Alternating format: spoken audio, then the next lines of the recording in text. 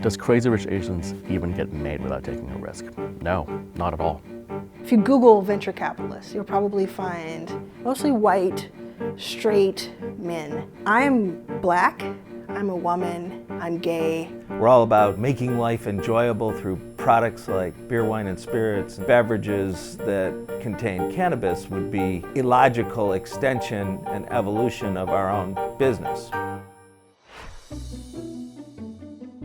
With Netflix, we were guaranteed that you will have a movie, you'll be guaranteed a certain budget. They were letting us have so much more creative control. And with Warner Brothers, there were so many unknowns. When you do a full theatrical release, so many factors are involved in the marketing of a film, the PR, in how you get into the theaters, which theaters will buy your movie, how wide the distribution is. These are all the various risks that exponentialize in the old-fashioned release system versus the Netflix system, where they said, hey, we're gonna put it on Netflix and there's gonna be, a few 100 million eyeballs that can access this movie around the world instantaneously. We kept asking them, how do you quantify the success? How do we show the rest of Hollywood that this movie is a success? With the old-fashioned model, the box office numbers, they come out Sunday night. It's there for the world to see.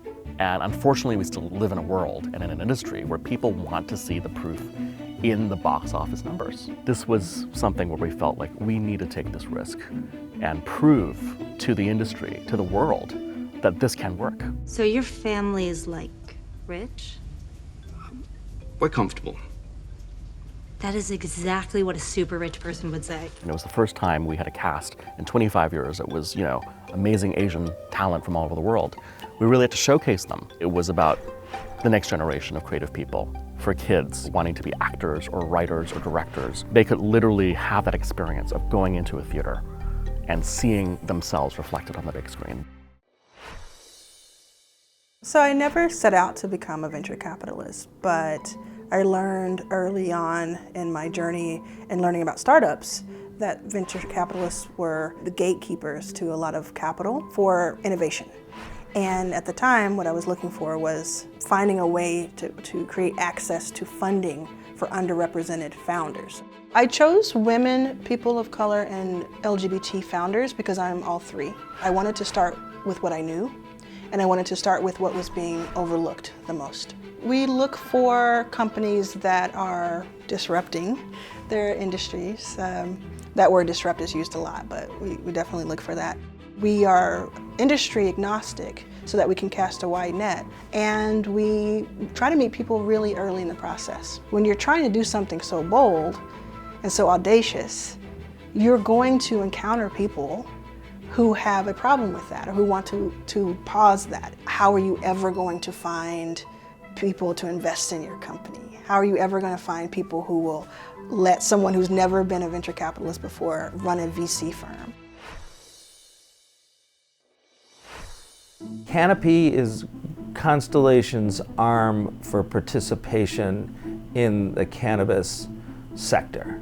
Cannabis had been on our radar screen for some time, but as soon as Canada indicated that it was likely to legalize it recreationally, it became evident to us that we could invest in Canada so that we would be in a position to enter the US market. So we injected that $4 billion into Canopy, which really gave it a war chest. Unlike any other company in the business, they will not be alcoholic beverages, they'll be beverages that contain cannabis. You can't make wine and beer and spirits with 0 calorie, but we can make cannabis products with 0 calories. Ultimately, once it becomes legal and people become more accustomed to it as an everyday kind of a product, it's hard to envision that adults will, want to sit down in a social setting and pass around gummy bears, okay?